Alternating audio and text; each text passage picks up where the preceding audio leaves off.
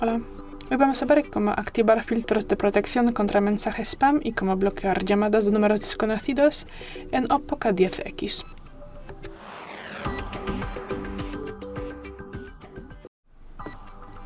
Para esto, abrimos la aplicación de teléfono y de los contactos.